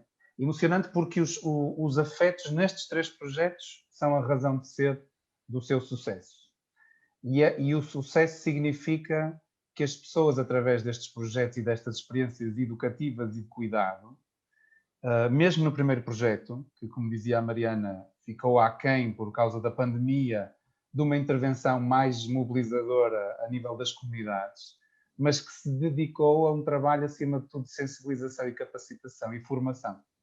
A Mariana nunca usou este termo, mas o Porto Compassivo foi e é um projeto também não formal de educação de adultos, não é? De educação de adultos nas suas várias papéis sociais, de cuidadores, de pessoas doentes, de profissionais do cuidado, que também aprenderam com o Porto Compassivo e de forma tão significativa como a Mariana aqui explicitou, sem nunca ter assumido que o projeto Porto Compassivo é um projeto educativo, é claramente um projeto e foi um projeto educativo ao longo deste período de pandemia. E a educação, como dizia a Dina, não é só um direito, é um bem comum. E eu arrisco-me a dizer, e não é nada novo, que constrói o comum. As relações educativas, as experiências educativas, e aqui não estou a falar só, mas também de experiências escolares, mas estou a falar de relações de aprendizagem, em que pessoas se juntam para aprender. Às vezes não de forma explícita ou totalmente intencional, mas juntam-se para aprender, funda sentimentos de comunidade, não é? Funda laços significativos que unem as pessoas e que as dignifica enquanto aprendentes, e por isso é que ouvimos aqui muito o termo aprendente hoje, e não educando ou aluno, não é? Porque neste paradigma educativo, a ideia do aprendente, não é? Alguém que se realiza ao aprender, não é? Alguém que se dignifica, que se completa, que se torna mais humano ao aprender. Essa é a grande luta da educação de adultos, por isso é que a educação de adultos está tão ligada aos movimentos sociais, está tão ligada ao desenvolvimento de base comunitária, ao desenvolvimento comunitário, aos movimentos de inclusão e de participação. Em muitas tradições, a educação de adultos tem a mesma raiz do desenvolvimento comunitário, não é? Em Portugal também, não é? Também temos essa experiência. A Dina trouxe aqui todo esse capital. O Luís não falou muito da sua história pessoal, mas é essa também, não é? É de alguém que é educador também de adultos desde sempre e que por isso esta resposta faz todo sentido também no percurso de vida do Luís e dos colegas que fundaram a associação que depois deu origem à Escola de Matosinhos, que por sua vez deu origem a todo este movimento que agora floresce em Portugal. E portanto há aqui um espaço que é de reivindicação de direitos e de construção de comunidades, de sentidos de comuns, onde a aprendizagem e a educação é um elemento fundador, não é um extra, é a pedra de toque, não é? É aquilo que constrói sentidos de comunidade, relações significativas, é quando nós temos, é nas relações mais significativas que nós aprendemos melhor e é nas relações de aprendizagem que construímos laços mais significativos. E isto aplica-se à família, aplica-se à vizinhança, aplica-se à escola às vezes, outras vezes não, como dizia a Dina, para muitas pessoas, jovens e adultos, a escola não é esse espaço, não é esse espaço de construção de relações significativas e dignificadoras. E por isso é que projetos como a Letras para a Vida ou as escolas de segunda oportunidade são ainda muito importantes, porque a passagem pelas escolas tradicionais ou regulares não foi bem sucedida, não foi dignificadora das pessoas, e portanto é importante diversificar, como dizia o Luís, espaços onde as pessoas encontrem relações de aprendizagem em que ao mesmo tempo se construam relações de cuidado, de afeto e de comunidade. Há uma outra coisa que nestes projetos se tornou evidente, e falou-se muito desta ideia do ninguém fica para trás, não é?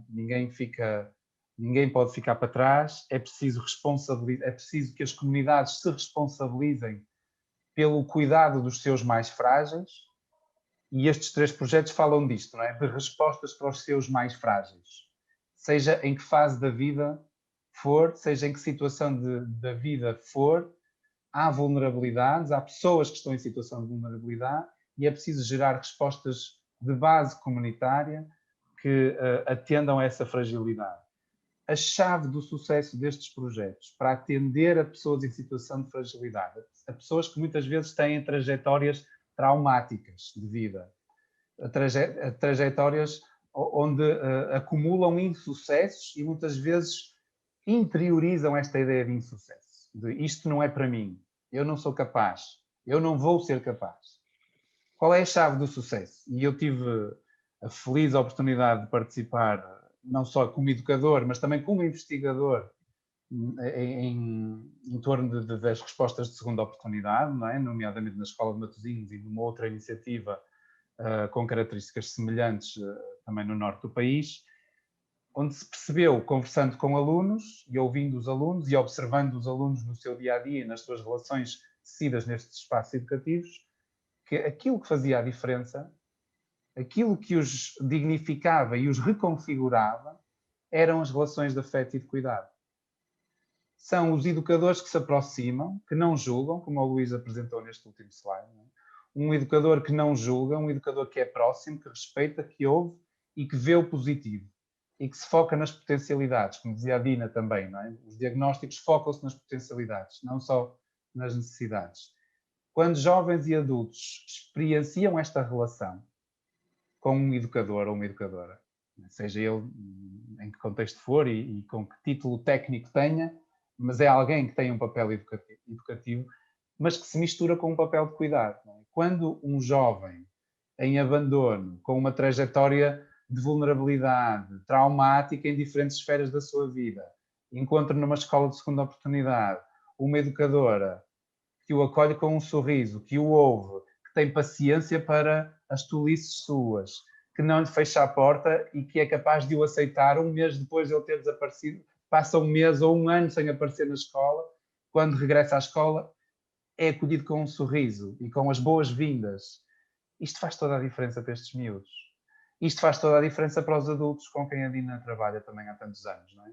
Alguém que acolhe e que cuida, não é? E que se preocupa e que liga, não é? Aquilo que os jovens mais diziam na escola de segunda oportunidade, que valorizavam, era: quando eu falto uma semana, alguém liga para a minha casa a saber como é que eu estou e o que é que se passa. Quando eu preciso de marcar uma consulta, alguém da escola me ajuda a marcar uma consulta no médico. Ou me acompanha até uma reunião com a assistente social ou a equipa do tribunal.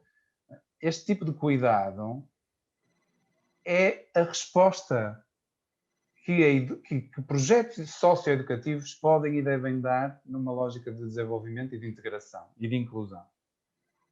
Também foi falado aqui um aspecto que eu não queria deixar de salientar, talvez para terminar.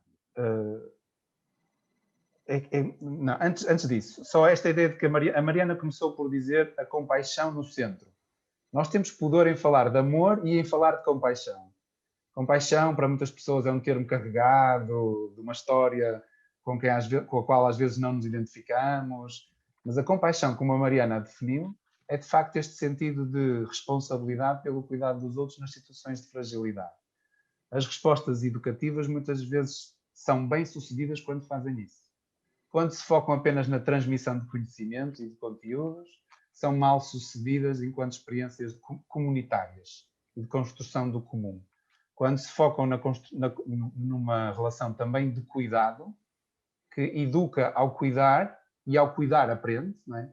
Ao cuidarmos aprendemos muito. A Mariana disse isto, não é? Disse que privilégio que é ser educador, que é ser cuidador. Estamos aqui a construir um círculo virtuoso entre cuidado e educação, que me parece muito importante se pensarmos desenvolvimento de base comunitária. Por fim, para voltar então a esta ideia com a qual queria terminar, falou-se aqui da importância das políticas públicas. A Mariana começou exatamente por um esquema que articulava redes de cuidado social, redes de cuidados de saúde e redes comunitárias. A Dina passou por isso, está no ADN do projeto Letras para a Vida, não é? Este tripé, não é? Ou não é um tripé, mas esta articulação, esta interdependência entre, por um lado, reivindicar direitos que são nossos, enquanto cidadãos, não é? E responsabilidades que são públicas, que é de garantir condições e oportunidades iguais para todos, independentemente do seu ponto de partida, mas também dar espaço às iniciativas comunitárias de base local, ancoradas nos recursos locais, na cultura local, nas especificidades e nas necessidades e nas potencialidades de cada local, para gerar respostas diferenciadas, que, como acabava o Luís por dizer, vão ao encontro daquilo que as pessoas precisam em cada lugar e em cada momento. E aí não há nada como as comunidades locais para desenhar essas respostas. E, portanto, isto não é uma... Às vezes é uma relação tensa entre reivindicar direitos públicos e responsabilidades públicas e políticas públicas, mas ao mesmo tempo reivindicar o espaço para a iniciativa e para as idiosincrasias das respostas de base comunitária. Esses são os projetos mais bem-sucedidos, são aqueles em que a resposta não é chapa 5, não é igual para todos, é à medida de cada comunidade e de cada território. E, portanto, esta é uma tensão também virtuosa, não é? Entre a política pública, que nunca podemos abandonar, não é? E a Dina falou disso, o Luís falou disso, não é? A Mariana também fala disso, mas também o espaço à diversidade de respostas, construindo comunidades educativas que são idiosincráticas. Resta-me só agradecer muito as vossas participações e o que aprendi hoje convosco, neste bocadinho de comunidade de prática que formamos aqui. Obrigado. E agora abro espaço aqui para toda a gente colocar questões. Podem colocá-las por escrito ou colocá-las oralmente, basta ligar o microfone. Ou pensamentos, não precisam ser questões, podem ser pensamentos, podem ser interrogações, comissões, o que for. Eu só tinha uma pergunta. Eu gostei muito das apresentações todas, estou aqui a magicar e relativamente às questões de género, na apresentação do Luís ele falou que há muito menos raparigas ou mulheres, jovens mulheres ou meninas, não sei como é que é dizer, a entrar nestes percursos educativos mais alternativos e se calhar na experiência da Dina, se calhar há mais mulheres, que as mulheres também têm uma experiência de vida mais alargada. E eu gostava de saber como é que estas questões de género são articuladas e também como é que o que uma escola de segunda oportunidade pode fazer para ser mais atrativa para jovens mulheres que queiram ter essa segunda oportunidade? Porque se calhar o facto de ser um ambiente tão masculinizado até acaba por fazer com que as raparigas não queiram tanto entrar na escola, não sei. Estou aqui a pensar nisso, obrigada. Obrigado, Cláudia. Eu não sei se há mais alguma pergunta, se calhar juntávamos 2 ou 3 perguntas, se houver. Professor, eu Força. ontem tive uma reunião num agrupamento de escola e percebi que a relação com a comunidade era evitada, ou seja, a relação com os pais. Existe muito uma barreira que é intransponível e, portanto, como existe dentro desse agrupamento de escola um projeto, o projeto é que faz esta mediação com o território e o professor ou a professora diz qualquer coisa como família é convosco. como é que numa escola de segunda oportunidade, e peço desculpa pela minha ignorância, eu conheço alguma coisa, mas não conhecia tão profundamente, e estou de facto fascinada com tudo que foi dito. Como é que é esta relação com a família, que muitas vezes também têm percursos difíceis e desacreditam no sucesso dos próprios, e quando têm sucesso até ficam extremamente surpreendidos pelos seus filhos transporem o seu próprio insucesso. Como é que é esta relação com a família por parte desta escola de segunda oportunidade? Boa, obrigado, Carla. Muito obrigado. Perguntas boas. Foi uma experiência real. Pois, já estou a ver. Ok. Mais alguma pergunta para fazermos aqui um ramalhete de perguntas?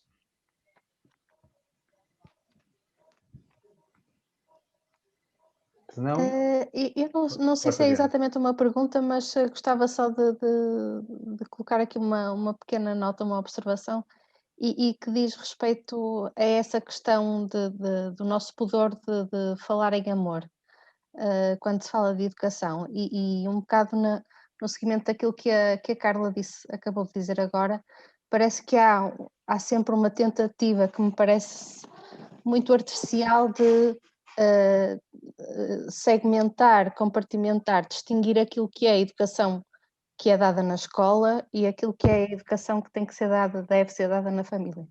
E estes são exemplos que mostram precisamente que estas experiências podem ter aqui uma linha de continuidade, não é? E que a comunidade como um todo pode prestar um cuidado, pode prestar um cuidado educativo que não tem fronteiras, não é? Era só a minha pergunta, no fundo. Obrigado, Diana. Então, Diana, Carla, Cláudia, obrigado pelas vossas perguntas. E agora passava aqui a palavra, não sei se é a Dina, pode ser? Obrigada. E eu aproveitava, eu acho que muros só se for exatamente para fazer murais bonitos e que passem mensagens importantes, porque acho que nós precisamos construir pontes, não é? Pontes de comunicação e de redes, como já aqui falámos. E essas, concordo muito com essa perspectiva de tentarmos ver, é um bocadinho como se trabalhássemos uns contra os outros, a educação formal contra a não formal, ou a não formal contra a formal, ou a escola de segunda oportunidade com as escolas escolares, ou a educação dos mais velhos com a educação dos mais novos. Não, nós podemos e devemos ter tudo. Afinal, não se fala em aprendizagem, educação ao longo de toda a vida, né? Portanto, toda a gente diz que sim, mas de facto depois, pronto, temos tudo às fatias, temos tudo compartimentado e não faz sentido nenhum, concordo plenamente. Quanto às questões de género, é muito engraçado. Olha, nós começávamos por ter, muitas vezes, estou-me a lembrar de algumas raparigas e senhoras da comunidade cigana que entravam e os maridos ficavam sentados num murozinho que tínhamos à porta. Eles ficavam à espera delas. Houve um dia que correu mal, porque era queima das fitas e os nossos estudantes foram trajados e tínhamos um rapaz que cantava muito bem o fado de Coimbra. E então uma das nossas participantes chamava-se Samaritana e há um fado muito, muito acarinhado que se chama Samaritana e ele foi-lhe cantar esse fado e o pai dela e marido de uma das participantes, porque às vezes também vão vários membros da família, subiu e entrou pela sala adentro a dizer: isto aqui é formação ou é uma festa? E ficou assim um ambiente muito tenso, muito complicado. Isto está a ser gravado, mas não está a ser transmitido no Facebook, pois não, Filipe? Não, então eu posso contar a história. Eu fiquei cheia de medo. Pensei, eu saí dali, fui falar com a assistente social, porque é preciso ter esta ligação também com os serviços de ação social e saúde. Eu estou cheia de medo que ele depois lhes bata. E estou cheia de medo que elas não voltem. Pronto. E depois já havia aqui as questões culturais, as questões do luto, as mulheres em luto, as mulheres ciganas não podem ouvir música, pronto. Aqui uma série de questões culturais e eu pensei, isto vai ser uma desgraça, elas nunca mais voltam e se calhar em casa, pronto, preconceito meu ou não, mas estas coisas da violência doméstica, como eu disse há bocado, são muito frequentes. eu pensei, ela não volta e vai levar uma carga de pancada. E fui falar com a assistente social e tentámos perceber, e estava a rezar para que na semana seguinte elas aparecessem, e apareceram, e surpreendam-se. Ele apareceu e veio pedir desculpa pela abordagem que tinha feito. E, entretanto, o que é que começou a acontecer? Nós íamos convidando, então não querem, estão aqui à espera, venham para o pé de nós, então juntem-se a nós e tal. E foram subindo. E elas têm mais facilidade em reconhecer que precisam desenvolver competências de literacia do que eles. Embora elas também sejam muito espertas na forma como contornam muitas vezes a situação de não saberem ler nem escrever, por exemplo, no dia-a-dia, não é? Dizem, não trouxe os óculos hoje, não trouxe os óculos, não posso assinar isto, não posso preencher. E nós, pronto, e muitas das pessoas que estavam connosco, e daí também se chamar, pronto, nós dizemos oficinas de alfabetização, mas há um estigma muitas vezes associado a o quê? Então ele anda para aí de unhas de gel e não sabe ler nem escrever. Portanto, esta perspectiva de que estão e pronto, e vem bem a tempo de aprender. Pronto, vem sempre a tempo. Não é? E esta perspectiva, muitas vezes, na própria comunidade, é mais fácil reconhecer, é mais fácil ser reconhecida pelas mulheres do que pelos homens. E elas, do ponto de vista histórico, também foram muito mais castigadas, não é? Eram elas que ficavam em casa para cuidar dos mais velhos, eram elas que cuidavam dos irmãos, portanto, eram elas que a escola não era preciso para elas, não é? Desde que elas soubessem bordar ou fazer os trabalhos domésticos e do campo. Portanto, a minha avó, eu sou filha da avó Carma, a avó Carma sabia muita coisa da vida, nunca soube ler nem escrever. É curioso, não é? Eu trabalho na alfabetização desde que me lembro e não consegui que a minha avó, em vida, de facto, cumprisse este sonho. E isso também faz de mim a pessoa que eu sou, não é? Antes de profissional, sou a neta da avó Carma com muito orgulho. E estava a dizer, pronto, muitas destas mulheres tiveram histórias de vida difíceis, a minha avó, quando foi à escola, foi 2 dias à escola. E o pai dela, quando no final do segundo dia, perguntou-lhe, então Carma, já sabes ler e escrever? E ela respondeu, não. E, portanto, ele disse, se não sabes ler nem escrever ao final do segundo dia, não vais lá fazer nada, vais tomar conta dos teus irmãos e vais apanhar o centeio na Serra da Estrela, que é a minha origem. Portanto, a história da avó Carma não é a única de muitas das nossas avós, de muitas das nossas tias, de muitas senhoras que nós conhecemos, mas, para além disso, também temos as jovens adultas e os jovens que vêm procurar as nossas oficinas porque querem ter um telemóvel e, portanto, querem tirar a carta e depois são encaminhados para outros processos quando, de facto, conseguimos que eles fiquem motivados para isso. Portanto, a participação das mulheres é, de facto, mais frequente. Curiosamente, nas nossas oficinas Teclas para a Vida, nós temos senhores que nos procuram para desenvolver as suas competências de literacia digital, mas trabalhamos muito mais do que as competências de literacia digital, não é? Portanto, também trabalhamos as competências de literacia literal, portanto, e outras.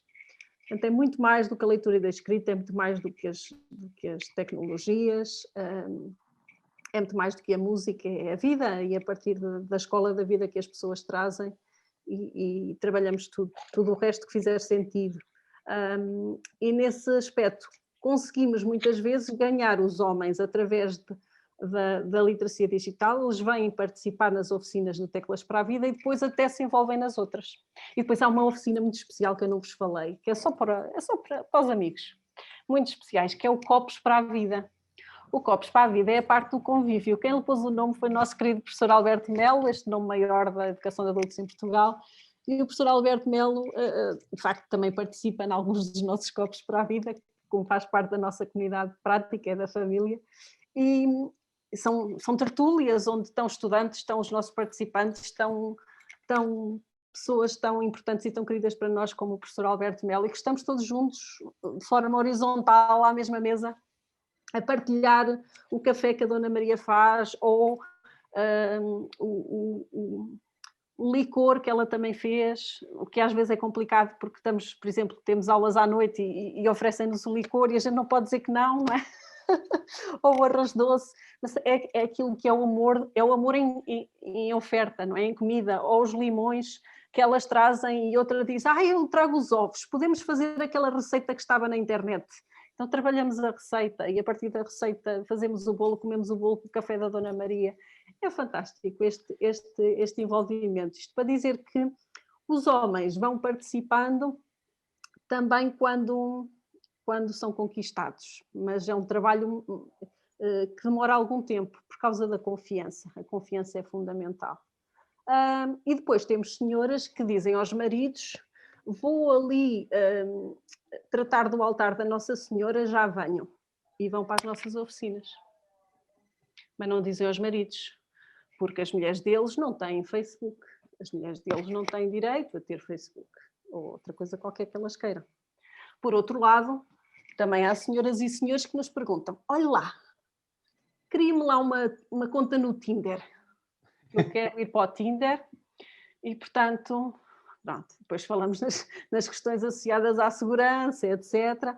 Ou ensina-me lá a fazer a navegação anónima. Ou ensina-me lá como é que eu apago isso, que é para o caso do meu marido ou da minha mulher vir cá ver onde é que eu andei, que eu não quero que ele veja. Portanto, vamos apagar o histórico.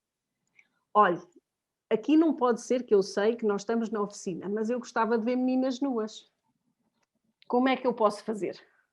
Disse, olha, pronto, pode ir a estas páginas assim, pode pesquisar, mas cuidado, algumas vêm com vírus e tal, mas tem de fazer isso, não é aqui na oficina. Pois, eu sei, pronto, mas é o respeito. É, de facto, o respeito sem julgamento, como dizia o professor Luís. Sem julgamento. É o empoderamento das pessoas, é a capacitação, sejam elas mulheres ou homens, mas neste caso, de facto, nós temos mais mulheres, porque as mulheres foram sempre mais castigadas do ponto de vista cultural e ainda continuam a ser. Não sei se eu respondi à pergunta da Cláudia. Muito obrigada. Eu, se calhar, agora, obrigado, Dina. Se calhar passava para o Luís para dar continuidade. Portanto, em relação à questão das raparigas, eu acho que há, por um lado, as raparigas estão menos afetadas pelo fenómeno do abandono. Portanto, as raparigas abandonam menos.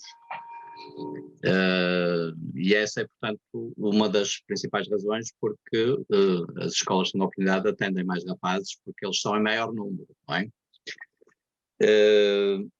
A segunda questão talvez seja porque há um conjunto de condições que penalizam as raparigas no acesso à formação. Há aquela questão conhecida, clássica, das raparigas, por exemplo, das famílias ciganas, não é? Mas também de outros grupos sociais, de outros grupos, enfim, mais vulneráveis, onde as raparigas têm tarefas e funções familiares que não lhes permitem frequentar a escola.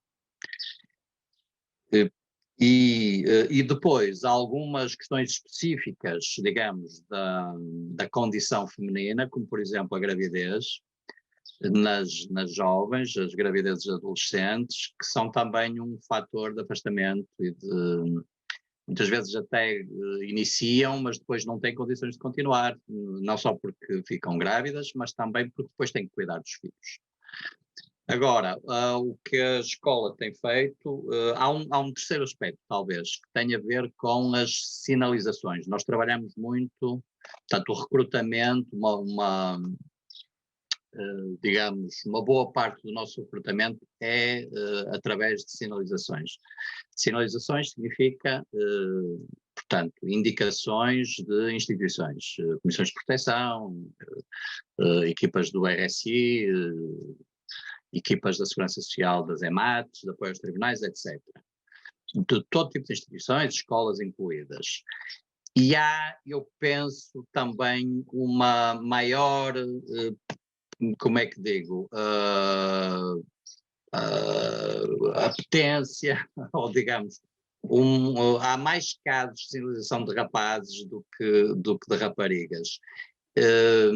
Digamos, estamos a falar de universos extensos, E há, vamos dizer, algumas prioridades que as próprias instituições estabelecem e, portanto, por exemplo, os jovens que têm impactos significativos na comunidade são mais facilmente sinalizados do que raparigas, por exemplo, que estão tranquilamente nas famílias, inclusivamente a prestar uma função social, enfim, útil, entre aspas. Estão mais invisíveis, não é? Estão mais E invisíveis mais também sim, estas portanto, redes de sinalização. exatamente. Portanto, é mais fácil sinalizar um rapaz, eles são mais, exatamente, são mais visíveis. Agora, nós fazemos muitas coisas em relação a isso, por exemplo, em relação às jovens ciganas, há resultados muito animadores na Escola de Segunda Oportunidade. Portanto, há muitas raparigas que, através da Escola de Segunda Oportunidade, portanto, um número significativo de raparigas ciganas que completaram a formação connosco.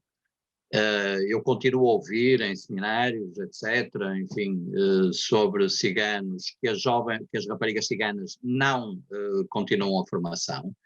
Portanto, vamos dizer, cada vez menos verdade. Portanto, há formas e há digamos, experiências concretas de continuação da formação das jovens ciganas, e até de continuação para percursos de ensino secundário, etc. Portanto, a esse nível, penso que tem havido bons resultados, também porque o ambiente da escola é um ambiente, pronto, de muita afetividade, é um ambiente de baixa intensidade, vamos dizer. Há muitos professores que dizem que se sentem mais seguros na escola de segunda oportunidade que numa escola regular. Portanto, não se passa nada, apesar de ser, sim, da maioria dos nossos jovens serem rapazes, as relações são muito afetuosas, muito cordatas e não há grande violência no ar, tirando um episódio ou outro, enfim, que de vez em quando acontece, mas que rapidamente, enfim, se arrefece. Sobre as raparigas, talvez isto. Sobre as famílias, dizer que muitos dos jovens que atendemos não têm famílias tradicionais, não é? Formas tradicionais de família. Portanto, todas estas novas formas de família de que se falam, muitas delas estão representadas, enfim, na nossa população escolar. E também há muitos casos de jovens que têm vinculações familiares muito fracas, ou até que não têm nenhuma vinculação familiar.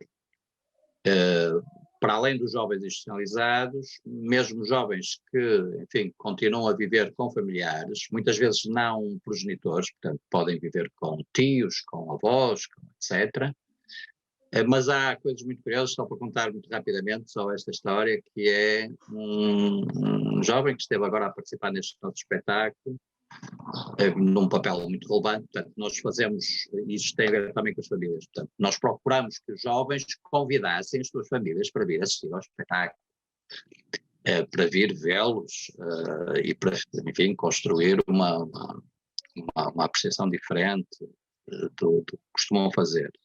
E muitos jovens conseguiram atrair familiares, amigos, etc., vizinhos, gente da comunidade. E esse jovem em concreto que eu estou a falar, que ainda por cima tinha um papel muito importante no espetáculo, não conseguiu trazer ninguém, apesar de ter convidado muita gente, ninguém aceitou o seu convite. Mas finalmente, no último dia, ou não sei o quê, apareceu uma senhora que nos disse que era a mãe dele. E então alguém da equipa foi muito contente contar ao rapaz que está aí a tua mãe. E a resposta dele foi muito curiosa, portanto, a resposta dele foi uma coisa deste tipo. A minha mãe, mas quem? Agora vou dizer um nome, não era o nome, mas a minha mãe, quem? A Dona Maria da Conceição, uma coisa assim. Portanto, depois percebemos que ali há muitas histórias que nós não conhecemos sequer, não é? Nós vamos entrando na intimidade dos jovens com o tempo, não é? Mas, portanto, ele quis confirmar, portanto, ele duvidou, ou seja, havia ali uma dúvida em relação a que mãe é que estava ali presente, não é? Sim, Luís, agora, o que eu sinto é em relação a esta questão da família, no caso das escolas de segunda oportunidade, é que é uma relação a ter sempre em conta, mas que às vezes até para respeitar o espaço seguro que o jovem procura na escola, não é uma relação na qual se deva... Ou seja, tem que se respeitar a relação que o jovem tem com a sua família, não forçar às vezes uma Sim. ponte que pode não ser desejada pelo próprio jovem, que Sem busca dúvida. na escola um outro espaço e um outro paradigma relacional que pode ser diferente daquele que tem na sua família. Por isso, às vezes, as escolas, esta relação escola-família é muito importante, sempre, não é? É um pilar importante do sucesso educativo, mas em algumas respostas, em alguns momentos, e a partir de uma certa fase da vida, não é? Estamos a falar aqui já de adolescentes, jovens adultos, às vezes é preciso também respeitar e conhecer antes de insistir, ou antes de, não é, Luís? Não sei se Sim. concordas com isto, Filipe. Sim, sim. E eu ia dizer também que algumas figuras parentais são muito frágeis, portanto, estou-me a lembrar de uma outra mãe que também esteve agora no espetáculo, houve assim um pequeno incidente e a mãe estava totalmente incapaz de intervir, portanto nós fomos-lhe pedir ajuda, atenção, porque, enfim, estávamos a falar de um espetáculo público, de uma sala de teatro, de uma rua, e, portanto, houve ali um incidente à porta do teatro e nós pensávamos que a mãe nos podia ajudar, mas a mãe foi totalmente incapaz de intervir na situação em que o filho estava envolvido. E, portanto, também há o outro lado, não é? Muitas vezes os pais até querem participar, mas não têm recursos para poder interferir, não é? Agora, o que sentimos é que cada vez que existe um processo de mudança em alguns destes jovens, existe um impacto muitas vezes positivo nas relações daquelas famílias. Portanto, a educação é também um bom contributo para a melhoria das relações familiares. Boa. Luís, muito obrigado. Muito obrigado, Dina. Agradeço também à Mariana. Já tive a oportunidade de mandar uma mensagem a agradecer. Já passamos aqui um bocadinho da hora, por isso passaria para o encerramento, agradecendo a todos os que estiveram aqui, a todos os que participaram e fizeram parte desta discussão. É mesmo com muita emoção que fecho este ciclo de seminários. Dina, Luís, obrigado por partilharem tanto connosco e obrigado pelos projetos, pelos projetos que vocês lideram e que são mesmo, pronto, fontes de esperança, não é? Da pedagogia da esperança que vocês estão aqui a falar. Obrigada, eu. Obrigado aos alunos e às alunas da pós-graduação. Obrigada a nós. Que são espetaculares. Obrigada também. pelas aprendizagens. Esperemos poder colaborar e construir juntos. Sim, Obrigada. mesmo, obrigado. Aqui às nossas alunas e alunos, ao dizer que voltamos no outro link que vocês têm, pode ser às 8h20. Não receberam um segundo link para a segunda parte da aula? Receberam, eu aqui ainda não fiz. Ok. Recomeçamos às 8h20, pode ser? Sim, Filipe. Ok, boa, combinado. Obrigada. Obrigado a todos. Obrigada por tudo. Obrigada.